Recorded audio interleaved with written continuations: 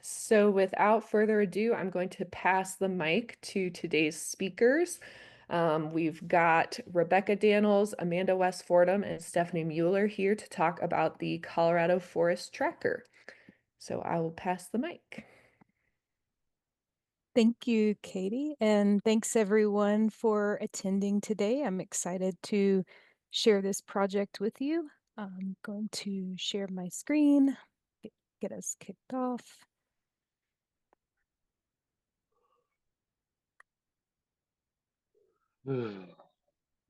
All right, can everyone see my screen?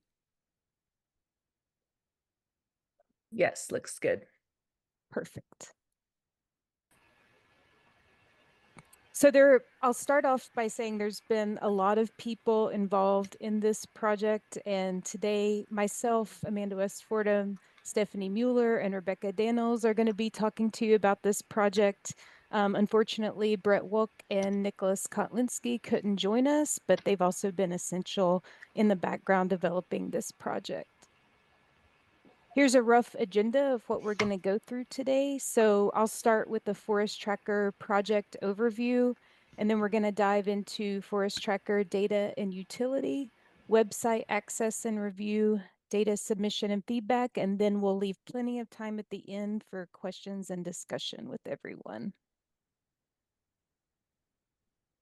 We all know that coordinated forest management is more impactful. And so we think about forest processes across ecological, social, and economic boundaries. They don't understand these boundaries like we do.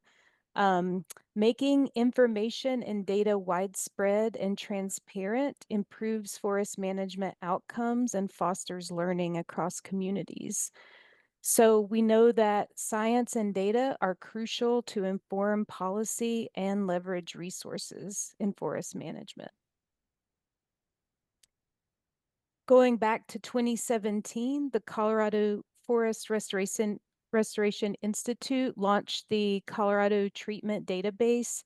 This was super exciting, a new data set that showed forest management data across the state. And they updated that in 2022. Then by 2023, the Colorado State Forest Service started having conversations with the Colorado Forest Restoration Institute. We're both part of Colorado State University, both part of Warner College of Natural Resources. So it made sense for us to start working together to see how we could make these data sets more robust and also provide greater accessibility across the state. Going back to the fall of 2023, there was a webinar of the Forest Collaboratives Network about this project. And thank you to those of you who participated in this and provided feedback. That feedback was integrated into the data submission process, so making that a little bit more clear and easier, as well as a lot of the communication feedback that we received, including information about prescribed fire and how that fits into the forest tracker. We had presentations with the Colorado Forest Health Council, who has been very supportive of this project from the beginning. The Leveraging Resources Committee specifically, we provided updates to on a frequent basis.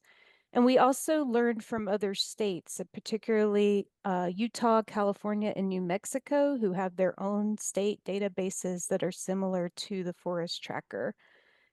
And simultaneously, CFRI has the SWERI Reshape project, in which they have compiled all federal fuels treatment and wildfire data nationally. So this is another project going on simultaneously that we can learn from and share information about how to improve both products. We also have targeted engagement with individual agency staff to better understand what tools are useful, what they're looking for in this space, and how we can make it more, again, accessible to a broader audience. So all of this feedback has been essential as we developed the Forest Tracker. Who's our audience? So again, the Colorado Forest Health Council has been really interested in this from day one. The Colorado State Legislature and the governor's office, so they're looking to use this in ways to report on state investments in forest management. Of course, forest and fire management practitioners are super excited about this project. So that includes local, state, federal, NGO, and tribal partners across the state, community connected partners, research scientists who can start using these data to better understand the outcomes of forest management treatments, which Stephanie's going to highlight in just a little bit, as well as communities. And recently, since launching the Forest Tracker, we've even found individual landowners who have reached out and been interested in seeing their forest management data uploaded into the tracker. So it's a very broad audience across the state. What's in the tracker? So we include completed management activities on natural and working lands. Woody vegetation management activities are the only type of vegetation management that's included, and it does include prescribed fire. The data include the location of the activity and information about the acres that were managed with the activity. Currently in the tracker, we have completed data from the year 2000 to 2023. And we're in the process of data submission right now and updating those data, which Rebecca will highlight later in the presentation. And then also in this data set, we have agency and funding source as that information is available. So all of this data and information can be readily accessed within the Forest Tracker web application. It does not include non-woody vegetation management activities. So for example, fuels mitigation in grasslands would not be included in the Forest Tracker. It does not include planned activities or in progress activities. It's only completed activity data. We are planning to update this annually, so it's not updated continuously. It's not going to be updated as we receive new data. Yearly, we will put out a call for data like the one that's happening right now, and then we'll go through the process of cleaning those data and uploading them into the Forest Tracker. It does not include point location data or individual urban tree management activities. In some cases, it could include defensible space activities as well as urban forest management if the activity involves, again, woody vegetation management and if it's been mapped with associated data. Going back to our timeline and where we are now, in 2023 is when we started developing this concept and what it was going to look like, really understanding what GIS tools we can use to better implement this project. In 2024, we did kind of a soft release to our partners, and the Forest Tracker included federal and state data at that time. And then here we are now in 2025, and local data has been integrated into the Forest Tracker that's been submitted and cleaned. And we have our new release, which was just launched earlier this month.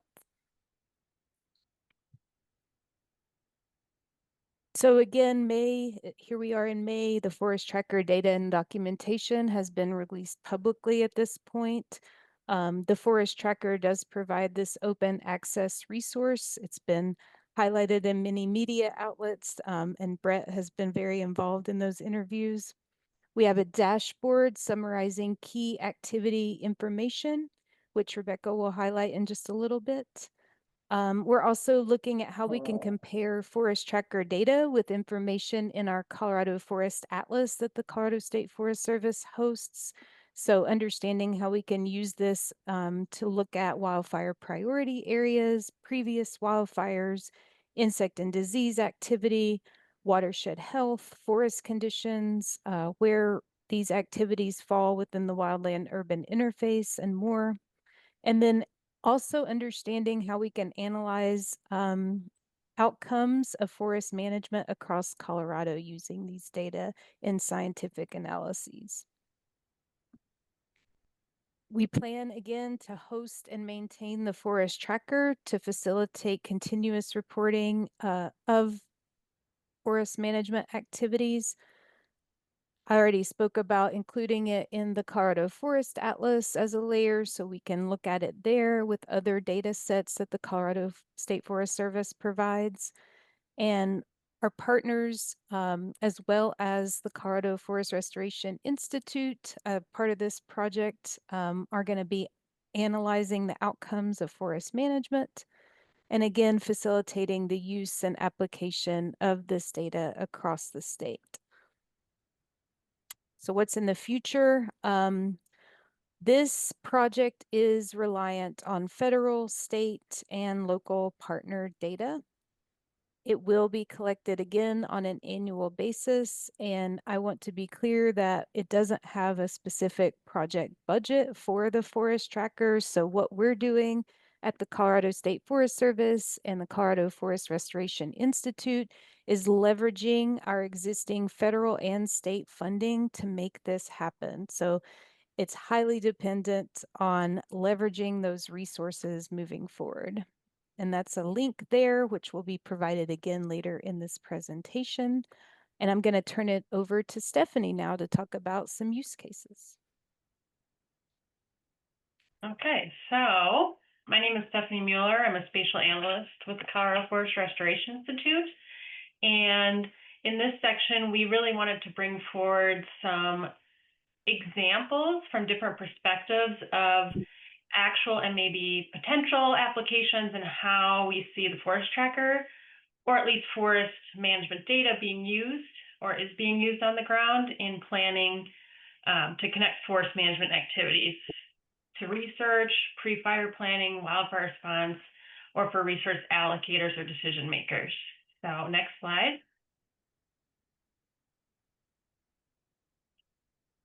So my first example here is from an applied research perspective, and our goal here is to understand how forest management influences forest structure and potential fire behavior, not only within our treated areas, but also at broader or landscape scales. So in other words, how do treatments impact the forest beyond their immediate footprint? And more importantly, how do cumulative effects of many of these treatments or management activities benefit the larger landscape? So this example here comes from the Colorado Strategic Wildfire Action Program, or COSWAP, and CFRI is partnering with the Colorado Department of Natural Resources to help answer a key question. How do COSWAP management activities reduce wildfire hazard and promote ecological resilience? And that's both within these individual projects, but also across larger cross-boundary areas. And to answer that, we're leveraging tools like the Forest Tracker, which allows us to integrate data from federal, state, and local sources. So next slide. So this project is a twofold project. So first, we're planning on using remote sensing to monitor change in forest canopy across these project areas. And this helps us understand the effects of management on forest structure. Are we generating like groupy, clumpy forest structure? Are we creating these gaps in the canopy? Are we developing more resilient forests? And then we're going to assess the cumulative impact of COSWAP as well as these neighboring cross-boundary projects on wildfire risk. So on this map on the bottom, you have your dark areas representing high risk of negative fire impacts. The greener colors are areas that may actually benefit from fire using fire modeling, and how does that change wildfire risk? So some benefits of management we know, like protecting infrastructure, are highly localized, while others, like improving water resources potentially, are generally realized over larger areas. And hopefully, using the forest tractor and this modeling, the resulting spatial data will allow us to track changes over time in wildfire risk, in ecological resilience to things like homes, infrastructure, wildlife habitat, etc. Next slide. So moving on to a more applied use of hopefully the forest tracker and other tools, preparing for fire before it happens. So forests, BLM districts, counties have been utilizing this concept of pods And if you haven't heard of pods, they're potential operational delineations, and they're essentially these pre-fire planning units. They help us define these buckets on the landscape, or these areas on the landscape, using natural or man-made features such as roads, rivers, ridge lines, and even previous management action boundaries, like fire breaks, built fire breaks, as fire containment boundaries. But if you look on the landscape, not all pod boundaries are created equal. So some may naturally be highly effective under specific conditions, but others might require significant improvement to function as safe or reliable control lines during a fire. And that's where forest management and understanding what forest management is happening within pods or on these pod boundaries becomes essential. So these activities, thinning, prescribed fire, pile burning, can reduce fuel loads and create safer conditions for suppression operations. And where the forest tracker comes in, knowing exactly where management activities have occurred, both within pods, along the boundaries, and across jurisdictional lines, since fire is not jurisdictional, can dramatically improve our ability to define and reinforce these buckets, these pods, strategically. So the forest tracker helps us visualize past treatments, identify gaps in our coverage, helps us plan future actions with both ecological and operational goals in mind. So kind of shown in this progressive picture, on the right side, we can expand and strengthen pod boundaries using a range of forest management activities, which we can look at what's already on the landscape and continue to enter this data to build these pod boundaries better. So this approach allows us to connect past and future treatments, align them with pod boundaries, and ultimately ensure that forest management supports not just ecological resilience, but also effective and safe wildfire response. And next slide. So all this planning and treatment work really pays off when the fire actually happens. So we've heard from some wildfire managers, when you have management activity information readily available on the fire line, it can save you hours or even days of critical time during an incident. So instead of spending time scouting for safety zones, access points, opportunities for engagement, responders can go in with a clear understanding of what activities may have already occurred and where that is.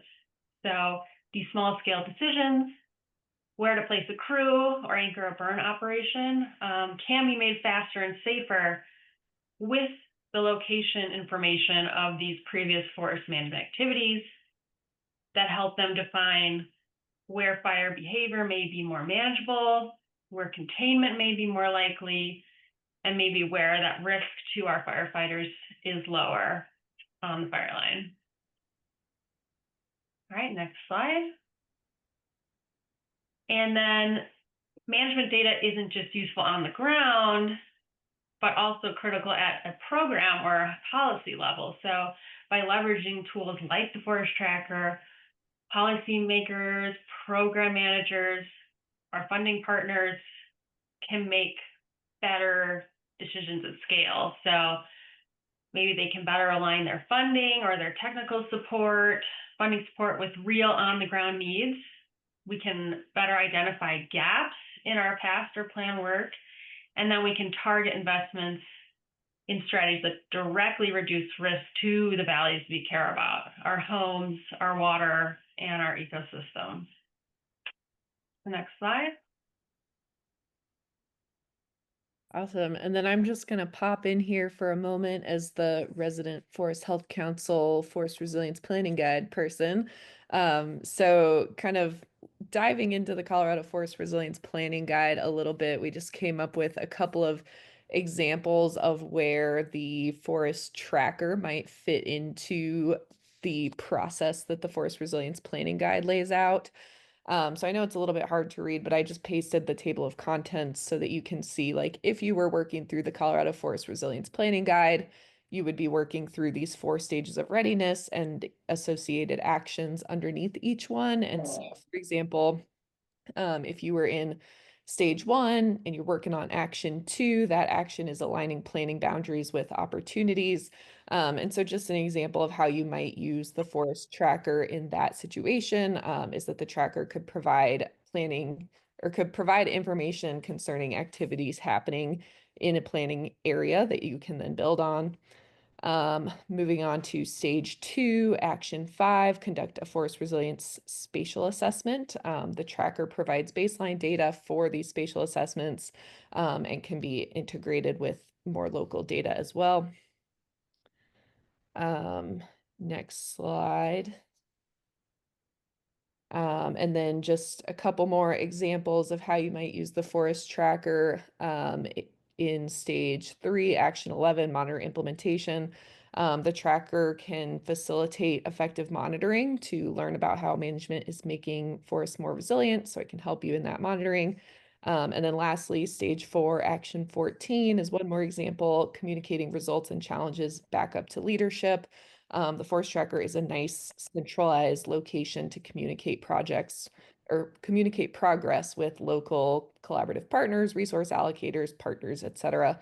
So those are just a couple of examples connecting it back to the Forest Resilience Planning Guide, which I linked in the chat earlier. So I'm sure there's lots of other ways that you could integrate the two tools, but just kind of giving some context there.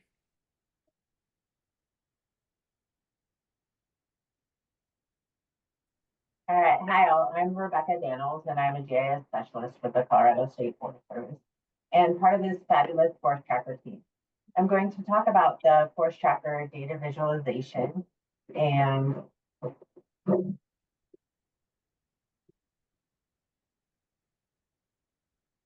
access, specifically the website and the data submission process, and then we'll end with any questions and discussion.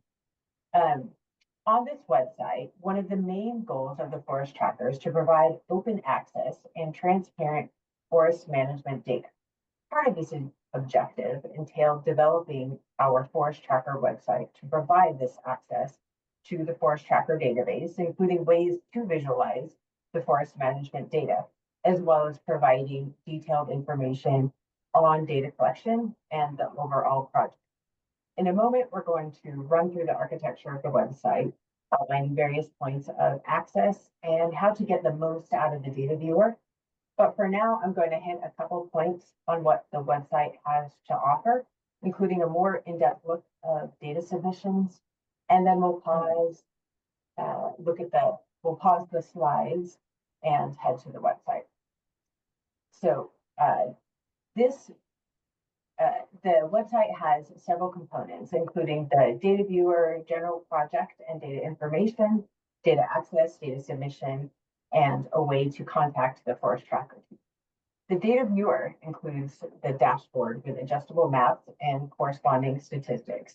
This is a pretty cool feature that allows you to filter by your chosen field, zoom in and out of the map, and see the resulting statistics pertaining to your map or filtered search. Project information, we have a Learn More tab, which includes the full report and any details of how we collected information and why we chose what we chose to be included in the forest tracker. Data access, you can easily stream the full or collect forest tracker database through ArcGIS Online. Our website provides a helpful tutorial that will walk you through how to access this information, including using the ArcGIS REST service in ArcGIS Pro. Data submission, this is going to be where you're going to start to submit data.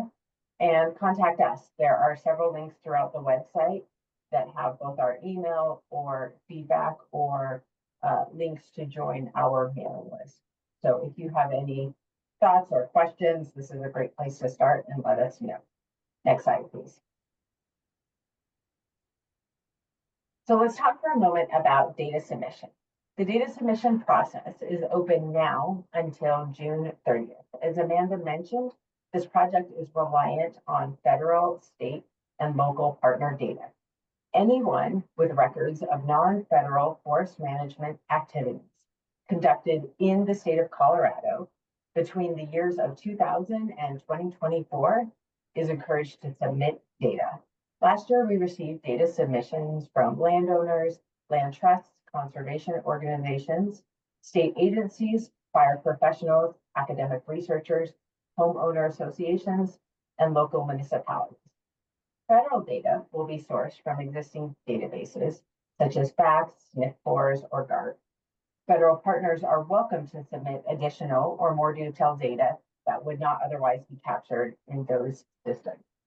And the last submissions bullet outlines the fact that your management project must include qualifying activities. So what are the qualifying activities? Next slide, please. So Forest Tracker collects data on a wide range of on-the-ground forest management activities. Again, as Amanda outlined earlier, we are currently accepting records for completed woody vegetation management activities on natural or working lands conducted between 2000 and 2024. Qualifying activities include forest canopy, which entails a general description of management activities for forest canopy and or overstory. Forest service entails management type for understory woody vegetation of shrubs, small trees, tree branches, or tops, or other slash from canopy management and surface fuels. Prescribed fire, which are the management activities for prescribed fire related projects, and reforestation, which entails a general description of the reforestation for planting tree species. All entered activities must be fully implemented. So planned or in progress work does not qualify. We're looking for completed work. Additionally, your data must have certain required attribute fields to be included in the Forest Tracker database. To help you better understand Forest Tracker attribute fields, the submission guide contains attribute tables defining these fields, the data type, and whether it is a required field. A required field will be also noted on the submission form. This is also possible to access this information in the full report of our Forest Tracker project.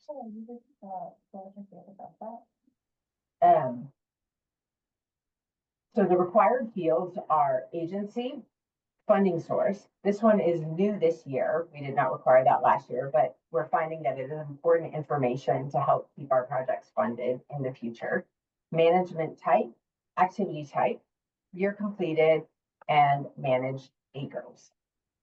We encourage the inclusion of other material or other details, but if you don't have that, we would like you to still submit with what you have. So next slide, please. So the data submission guide, which is linked on the website, is a comprehensive step-by-step guide to help you understand the attribute fields and walk you through the data submission form. On both the website and the data submission guide, you will find the Forest Tracker submission flow chart, the submission form flow chart that will help steer you toward the correct submission form for you. In general, most agencies or individual landowners will be using the single project, which you can submit several times, but it will just be one project at a time. If there's years and years of data, that will steer you toward the multiple projects. And there's a question, what is the difference between management type and activity type? Good question. So activity type is a subset of the management type. So this is again further outlined in the data submission guide.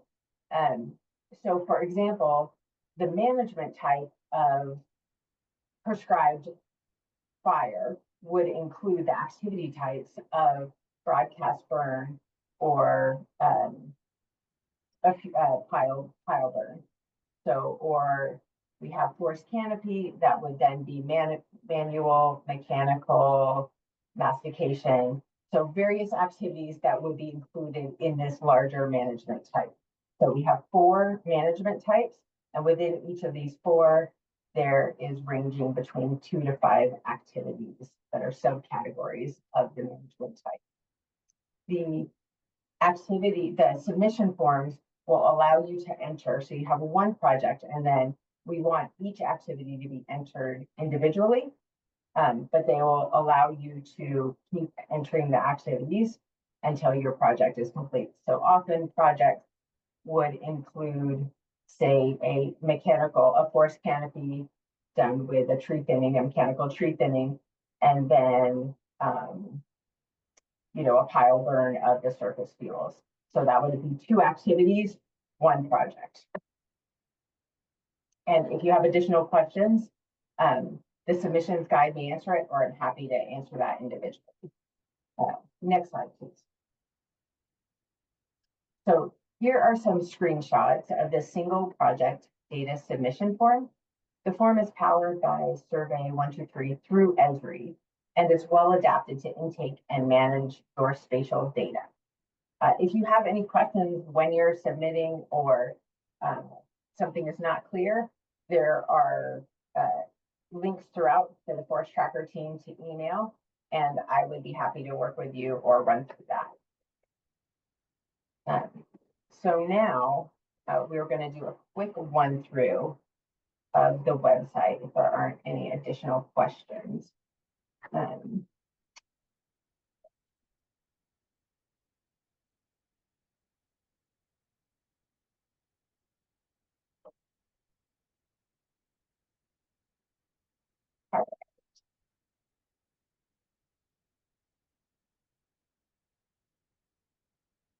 it's difficult for me to see if there are any questions that come through. So if anyone on the Forest Tracker team wants to let me know if there's something that comes through as we discuss the website. So here's our Forest Tracker website, and it has tabs along the top: Home, Learn More, Data Viewer, Access Data, as well as some tabs to access further down. We have some general stats, project statement, and additional information on the project. So let's first investigate the Learn More tab. So this tab will take you to what is the Forest Tracker, frequently asked questions. We've got some basic FAQs there.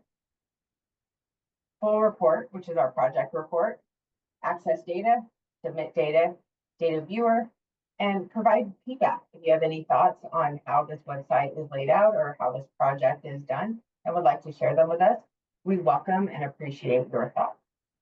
So there are several ways to access the data viewer. You could go here up at the top right, or you can go through this tab. So either one will take you to the same place. We have a splash screen, which we need to agree to the terms. And then it will take us to our data viewer. So taking a minute to load. Originally we see the management activities and projects noted with a color. So the darker green, canopy management, brown surface management, light tan, prescribed fire, and light aqua, reforestation. As you zoom in, which you can do with your scroll wheel, those points turn to polygons to help outline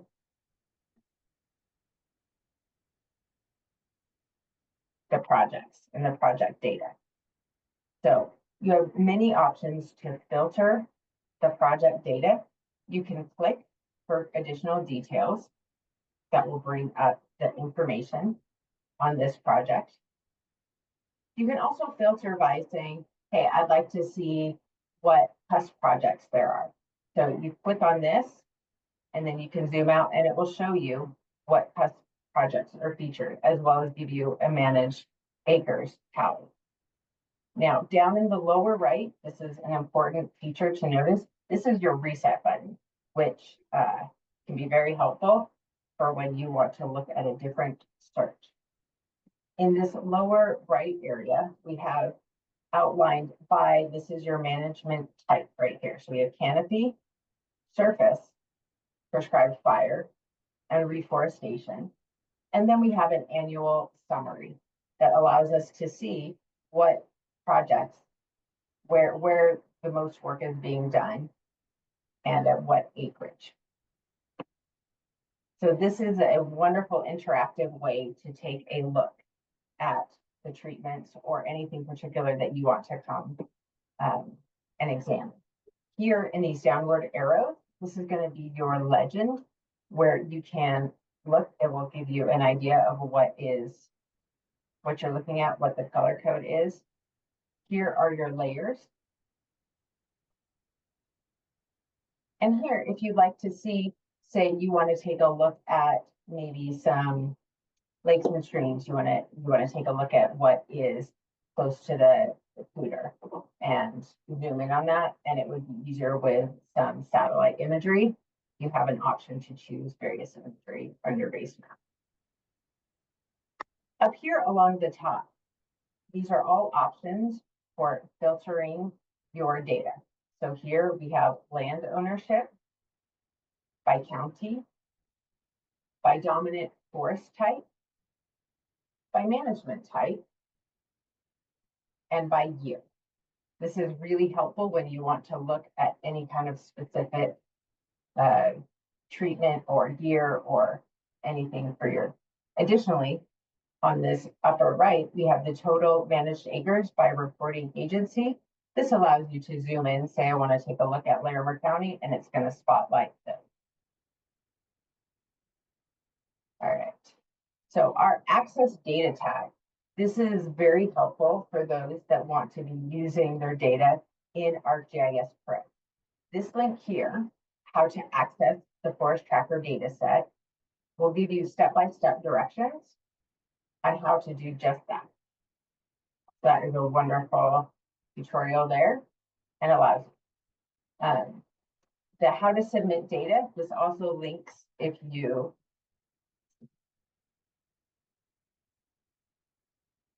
you follow the submit data, it will link you to the same spot as if you come through with the FAQs. And this details the data submissions process.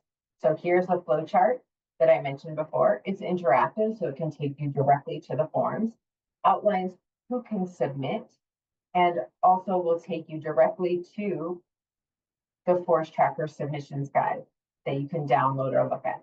This will be interactive for any, if you want to quickly refer to a table or additional information, the table of contents will help you arrive there. Okay. And I think that is a quick, the Learn More tab, I'll show you real fast, offers a link to our full report, which is more information about the project, and frequently asked questions.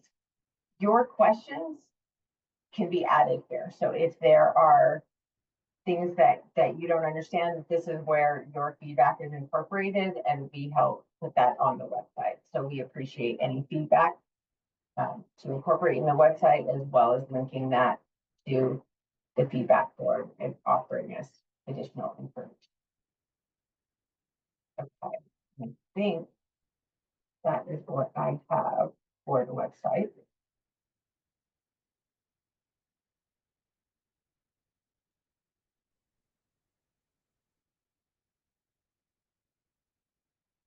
All right, the next slide, please. And then, as I mentioned, we're looking to add, what are the frequently asked questions? Well, we just, unveiled this website, so we don't know quite yet. So please let us know, ask for questions so we can include them and we can learn what is working for you, what is confusing, what might be things that would help with incorporating this data and interacting.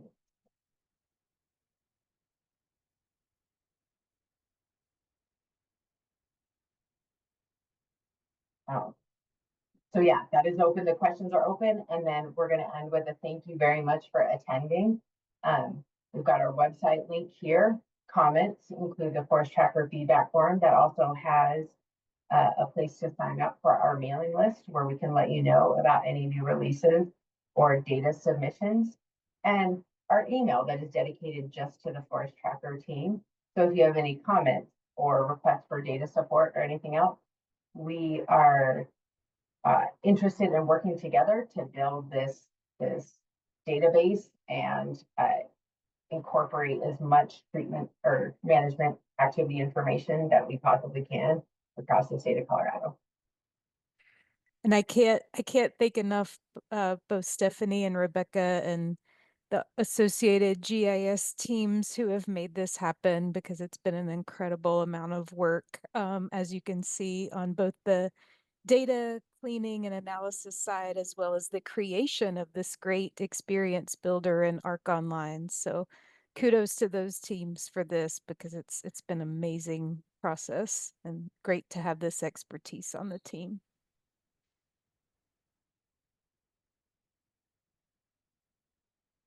Cool. Well, with that, we'll open it up to questions. I was very amazed at your tour and how much data is in there compared to the last time. I think at our last branching out session on this, there was some data in the tour, but it was like so much less. So it's really awesome to see it really coming together. I do have one quick question. So I'm Joshua Ryan with Boulder County Wildfire Partners. I'm sitting in for Meg Halford. So that's why it says Meg on the screen. But fantastic. I like this. We were trying to replicate something like this in Boulder County side just for our projects, but I think now what we do will end up inside of here. So we might just use this by itself. I had a question though with some of the base map data on the map that I noticed, especially like the wildfire perimeters, that there's some missing and some with the wrong names, in particular in Boulder County. So I just want to know like where that source is coming from in case there's confusion with users. Like the Stone Canyon fire, wildfire perimeter is not on that map. And then like we have the Dinosaur Ridge fire, but in your map it's known as the Green Mountain incident, which is kind of confusing, but I just want to know. Yeah, If that all makes sense. I can answer that. We are actually just streaming that in from NIFC directly right now, and I know they're working on trying to create one nice big perimeter file, but right now it's like multiple. But actually, CFRI is kind of working on more of a Colorado one to try to clean up some of that. So hopefully after the next data call, we'll have hopefully just one better fire perimeter there. But yeah, it's not ours right now. That's not part of the tracker. Okay. But yeah, we noticed that as well, and we create our own database. So all our stuff is all pretty accurate now because NIPSI was kind of behind, I guess. I don't know. We had the same thing you did. We had to mash everything together and it didn't make sense. But okay, cool. Thank you. Working on it for sure. We would like some good data on our one other layer on there. So yeah, no worries. We've got one question in the chat from Roberta. Will we be able to filter by funding source? Stephanie, do you want to take this or should I hop on? If you have an answer, go ahead. Okay, so funding, we did not have as many people as we had hoped fill in the funding source category, which is why we have made it required for submissions this year and beyond. Filtering by it, that is our goal. Right now, it does not exist because it's tricky because there are many different funding sources. So we need to have a little bit of time and resources to sit down and figure out how we are going to list these funding sources and link them. That will be a goal, but at this point in time, it is not available. I see it being available in future versions. Yeah, just to add quickly to what Rebecca said, sometimes a project has leveraged multiple funding sources, and so that becomes tricky also. So that's something we'll have to work through as we build out the ability to filter by funding source.